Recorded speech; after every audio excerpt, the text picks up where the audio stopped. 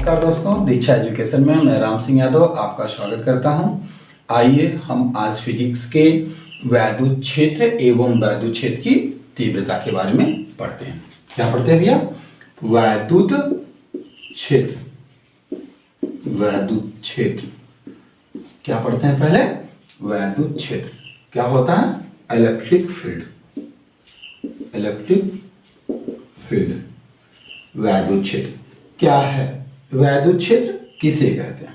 वैद्युत क्षेत्र किसे कहते हैं? देखिए, कहेंगे क्या, इसकी परिभाषा कुछ इस प्रकार से होगी। कहेंगे कि किसी आवेश या आवेशों के समुदाय, किसी आवेश या आवेशों के समुदाय का वह क्षेत्र जहां दूसरा आवेश ले जाने पर वह आकर्षण या प्रतिकर्षण बल का अनुभव करता है। क्या कहेंगे भैया? कहेंगे किसी आवेश या आवेशों के समुदाय का वह क्षेत्र जहां दूसरा आवेश ले जाने पर आकर्षण या प्रतिकर्षण बल का अनुभव करता है, उसे क्या कहते हैं? उसे वैद्युत क्षेत्र कहते हैं।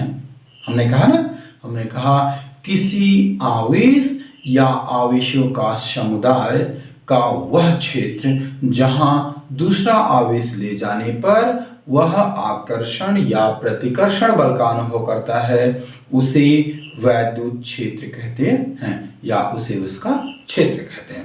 अरे भाई, सबका अपना अपना क्षेत्र होता है ना। तो अपने क्षेत्र में दूसरे को आने पर हम प्रभावित करते हैं तो उसे उसका क्षेत्र कहते हैं। उसी प्रकार से इसमें भी है कि अगर कोई आवेश हो, एक आवेश हम लेते हैं। क्यों लेते हैं भैया? एक आवेश क्यों लेते हैं? अगर हमने कह लिया ये आवेश है, इसका ये क्षेत्र है, इसमें दूसरा आवेश क्यों जीरो ले जाते हैं? तो जब ये की जीरो इस आवेश क्षेत्र में ले जाएंगे तो क्या होगा? यह इसे आकर्षित करता है या प्रतिकर्षित करता है। अगर ये प्लस आवेश है, दोनों प्लस आवेश हैं, तो दोनों एक दूसरे को प्रतिकर्षित करेंगे। अगर ये माइनस आवेश है, ये प्लस आवेश है, तो ये दोनों एक दूसरे को आकर्षित करते हैं। सजातीय आवेशों के बीच प्रतिकर्षण, परंतु विजातीय आवेशों के बीच आकर्षण बल लगता है।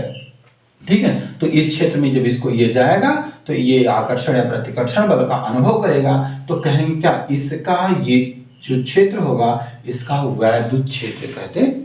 इसे क्या कहेंगे? इसका वैद्युत क्षेत्र कहते हैं। देखिए, अब हम बात करते हैं वैद्युत क्षेत्र की तीव्रता की। किसकी बात करेंगे? वैद्युत क्षेत्र की तीव्रता की। लिखते हैं हम, क्या करते हैं भैया? वैद्युत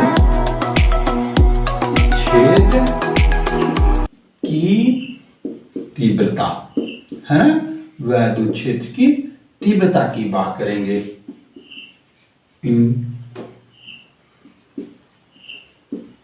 intensity of electric field. Electric field है, क्या बात करेंगे? वैद्युत क्षेत्र की तीव्रता की बात करते हैं हम। देखिए, वैद्युत क्षेत्र की तीव्रता क्या होती है? हम तो वैद्युत क्षेत्र भी पढ़ के आ रहे हैं, तीव्रता की बात करते हैं। तीव्रता क्या है? वैद्युत क्षेत्र की तीव्रता क्या भैया? तो कहते हैं क्या कि किसी वैद्युत क्षेत्र में, किसमें कहेंगे हम? क्या कहेंगे? किसी वैद्युत क्षेत्र में उपस्थित परीक्षण आवेश। परीक्षण आवेश मतलब क्या होता है? परीक्षण आवेश मतलब जिस आवेश का मान हमें ज्ञात हो, जिस आवेश का मान हमें ज्ञात हो, तो हम कहेंगे क्या? किसी वैद्युत क्षेत्र में उपस्थित परीक्षण आवेश पर लगने वाला बल एवं उस आवेश के अनुपात को, क्या हमने कहा? हमने कहा किसी वैद्युत क्षेत्र में उपस्थित परीक्षण आवेश एवं किसी वैद्युत क्षेत्र में उपस्थित परीक्षण आवेश पर लगने वाला बल एवं परीक्षण आवेश के अनुपात को वैद्युत क्षेत्र की तीव्रता कहते हैं, है ना। क्या कहा हमने? हमने कहा माना कि एक वैद्युत क्षेत्र है जिसमें एक आवेश Q0 उपस्थित है। कोई वैद्युत क्षेत्र है जहां क्या उपस्थित भैया, Q0 उपस्थित है, आवेश Q0 उपस्थित है, इस पर क्या लग रहा है, F बल लग रहा है, F बल लग रहा है। तो हमने कहा किसी वैद्युत क्षेत्र में उपस्थित आवेश पर लगने वाला बल एवं आवेश के अनुपात को वैद्युत क्षेत्र की तीव्रता कहते हैं। यह हो गया लगने वाला बल एवं आवेश का अनुपात, क्या कहेंगे इसे, वैद्युत क्षेत्र की तीव्रता कहते हैं। तो वैद्युत क्षेत्र की तीव्रता बराबर हो जाएगा, हम क्या कहेंगे, वैद्युत क्षेत्र की तीव्रता बराबर होता है, लिख लेते हैं, वैद्युत क्षेत्र की तीव्रता बराबर होगा आपका, क्षेत्र की तीव्रता होगा आपका, तीव्रता बराबर होगा बल बटे आवेश। क्या होगा भैया, बल बटे आवेश। ये हो गया। तो हम वैद्युत क्षेत्र की तीव्रता को हम कैपिटल ई से प्रदर्शित करते हैं। तो E is equal to F upon Q0।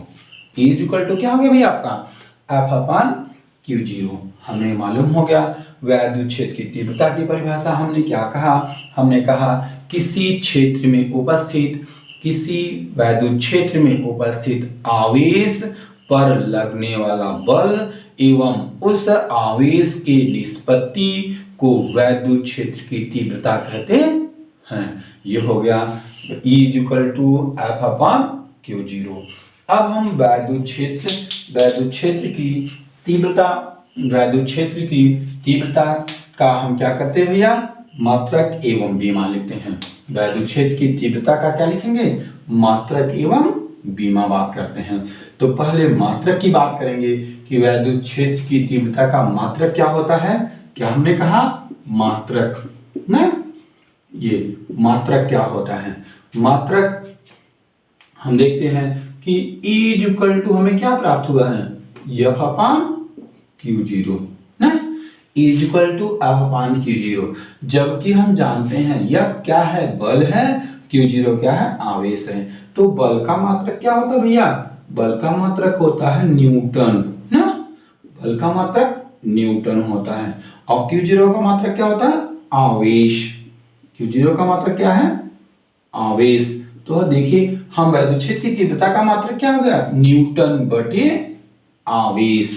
क्या हो गया, ये वैद्युत क्षेत्र की तीव्रता E इज इक्वल टू मात्रक हो गया भैया आपका न्यूटन बटे आवेश। हो गया, मालूम चला ना कैसे निकाला हमने। हमने कहा बल है, बल का क्षेत्र जो मात्रक होता है भैया न्यूटन है, और Q0 आवेश है, इसका मात्रक क्या होता है, सॉरी न्यूटन बटे आवेश मैंने लिख दिया। हमने कहते हैं आवेश का मात्रक कूलाम होता है, कूलाम है ना, कूलाम ये है। हमने क्या कहा भैया, हमने कहा E का मान वैद्युत क्षेत्र की तीव्रता है, बल बटे आवेश होता है। तो बल का मात्रक न्यूटन होता है और आवेश का मात्रक क्या होता है भैया, कूलाम होता है। तो हम लिखेंगे क्या इसको, E बराबर न्यूटन बटे कूलाम। ये हो गया वैद्युत क्षेत्र की तीव्रता का मात्रक हो गया। ठीक है, अब हम लिखते हैं बीमा। क्या लिखेंगे भैया, हम लिखेंगे बीमा, है ना। इसका बीमा कैसे लिखते हैं, बीमा लिखेंगे तो बीमा के लिए हमें क्या करना होता है, पहले हम क्या निकालते हैं, वैद्युत क्षेत्र की तीव्रता। फिर से फार्मूला लिखते हैं, E is equal to F upon ये होता है Q0। देखिए इसमें हम दो तरीके से निकालेंगे, एक तो डायरेक्टली हम रख देते हैं मात्रक बीमा, इसका लिख देंगे, बल का बीमा लिख देते हैं, और दूसरा लिख देते हैं Q0 का बीमा, डायरेक्टली लिख देते हैं। तो इसको हम डायरेक्ट एक बार लिख करके देख लेते हैं, और फिर क्या करते हैं, हम बल का निकालते हैं, फिर आवेश का रख देते हैं। हम देखिए बल का जो होता है, अगर हमें ज्ञान है, हमें मालूम है, तो हम लिखते हैं, कहते हैं क्या, m ये है L(T⁻²), ये बल का मात्रक होता है, बीमा होता है। और आवेश का बीमा होता है भैया AT, आवेश का क्या बीमा होता है, AT। तो हम इस तरीके से लिख सकते हैं इसको। देखो यम यल है, यहाँ यल नहीं है, यम यल नहीं है, तो हम लिखते हैं यम एल, ये हमने ऐसे ही लिख दिया। अब देखो ये T यहाँ 1 है, ये T 1 है, ऊपर जाएगा माइनस होगा, -2 और -1 3 हो जाएगा, ये -3 हो गया। A ऊपर जाएगा, ये यहाँ 1 है, ये ऊपर जाएगा तो A इनवर्स हो गया, है ना। तो ये हो गया mL(T⁻³ इंटू ए इनवर्स, ये लिख दिया हमने mLT⁻³ A इनवर्स। इस तरीके से इसका हमने बीमा लिखा, हमने कहा ये डायरेक्ट बीमा हमने लिख दिया है। अब हम क्या करते हैं, हम इसी को देखते हैं भैया, हम करते हैं क्या है, या मुझे मालूम ना हो, अगर ये मुझे मालूम ना हो कि हम क्या है, हम यफ का मात्रक हम कैसे बीमा कैसे निकालेंगे, तो हम लिखते हैं कुछ इस प्रकार से लिखेंगे। यफ का क्या होता है, बल बराबर क्या होता है, बल बराबर होता है द्रव्यमान गुणे त्वरण, होता है ना, द्रव्यमान गुणे त्वरण, है ना भैया। तो हम इसे निकाल लेते हैं द्रव्यमान, द्रव्यमान का क्या होता है, द्रव्यमान का हम लिखते हैं यम, त्वरण का क्या होता है, त्वरण का अगर आपको मालूम है तो लिख लेते हैं, नहीं तो त्वरण बराबर होता है वेग परिवर्तन बटे समय, क्या होता है, वेग परिवर्तन ना, वेग परिवर्तन बटे समय, है भैया, सही है, वेग परिवर्तन बटे समय। वही देखो समय का हम टी लिखते हैं ना, इसको हम लिख देते हैं यम, ये हो गया और ये हो जाएगा कैपिटल टी, हो गया ना। अब वेग परिवर्तन बटे मतलब होता है भैया दूरी बटे समय, है ना, वेग परिवर्तन मतलब दूरी बटे समय, ये हो गया। तो हम इसको ऐसे लिख देंगे। अब देखिए इसको हम इस प्रकार से लिखेंगे कि ये हो गया, ये आपका बल का जो है बीमा लिख रहे हैं हम लोग, तो ये होगा m, ये हो गया और नीचे पावर बटे टी हो जाएगा आपका ये, और गुणे दूरी का होता है l, है ना भैया, दूरी का क्या है l है, और समय का फिर t हो गया, हुआ ना। तो हम देखिए लिख दिया ml, t पावर 2 हो जाएगा, माइनस ऊपर जाएगा माइनस होगा, तो ये हो गया mLT⁻², आया ना। देखिए हम पहले वाले में जो लिखे थे वही बात लिखे थे, mLT⁻², बल का क्या लिखा था हमने, बल का हमने बीमा निकाला था, तो निकाला mLT⁻²। और आवेश का निकालते हैं भैया, तो आवेश का कैसे निकालेंगे हम लोग, आवेश का हम कैसे निकाले थे, आवेश बराबर क्या होता है, आवेश बराबर होता है आपका, आवेश बराबर होता है धारा गुणे समय, क्या होता है, धारा गुणे समय, है ना भैया, धारा गुणे समय, Q बराबर IT होता है ना, हम क्या जानते हैं, Q बराबर IT ना। तो आवेश बराबर धारा गुणे समय, धारा का क्या होता है एम्पियर, एम्पियर का A होता है ना, एम्पियर का A होता है, गुणे समय का क्या होता है T होता है, तो ये होता है AT, है ना। तो देखिए हम बल का क्या निकाल दिया, हमने Q का निकाला, Q0 का निकाला, AT बल का निकाल लिया mLT⁻²। तो हमने वैद्युत क्षेत्र की तीव्रता की हम जानते हैं E बराबर क्या जानते हैं, E बराबर F/Q0, है ना। तो इसी में लिख देते हैं। अब हम लिख देते हैं F का कितना मान निकाला हमने, mLT⁻²/AT। आई बात समझ में भाई। देखिए हमने क्या कहा, अब हम रख देते हैं mLT⁻² बटे AT बराबर हो जाएगा आपका ये हो जाएगा m, ये हो जाएगा l, ये हो जाएगा t पावर, देखिए ये ऊपर जाएगा तो -3 हो जाएगा, और a ऊपर जाएगा तो इनवर्स में हो जाएगा, होगा ना। तो हम इसको क्या लिख देते हैं, e का बीमा क्या हो जाएगा आपका, e का बीमा हो जाएगा mLT⁻³ A इनवर्स। आई बात समझ में, ये कहां से आया, चलिए अच्छा गुड। अब हम इसको आगे हम इसके आगे लिखते हैं।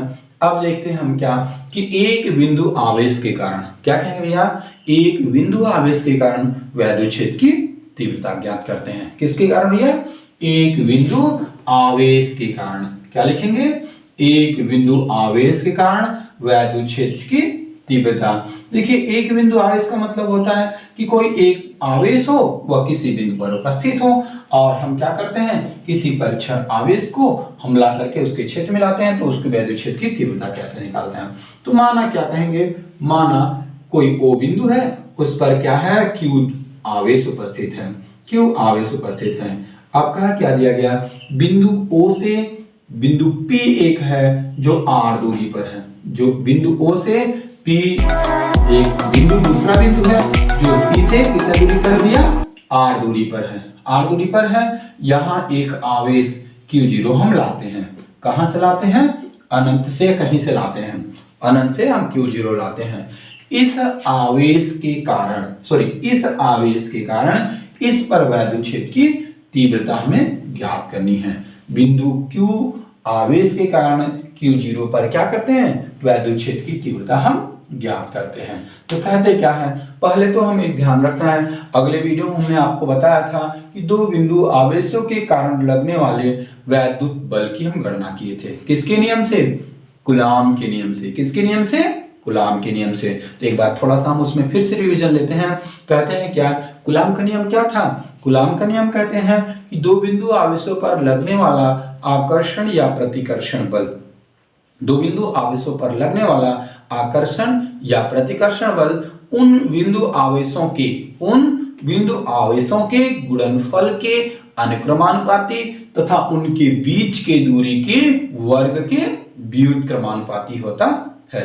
तो हम लिख लेते हैं कूलॉम का नियम, इन पर लगने वाला आकर्षण बल हम लिख लेते हैं, लिखेंगे ना, इन पर लगने वाला आकर्षण बल जो होगा F बराबर हो जाएगा Q1/4 pi epsilon not Q into Q0/r², है ना।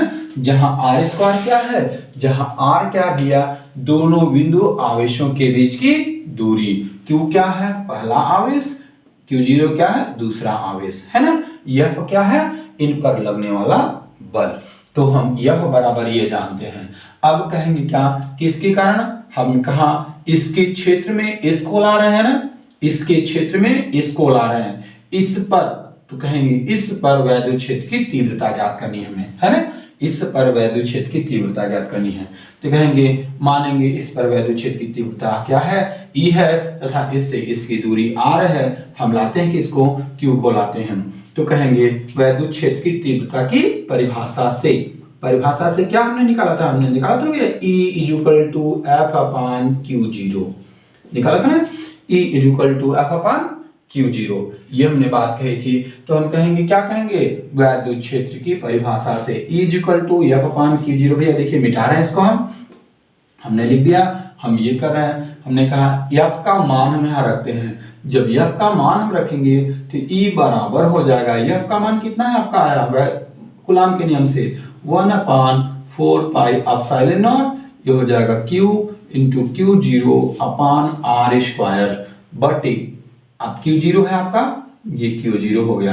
देखिए Q0 से Q0 कैंसिल हो जाएगा, Q0 से क्या होगा, Q0 कैंसिल होगा।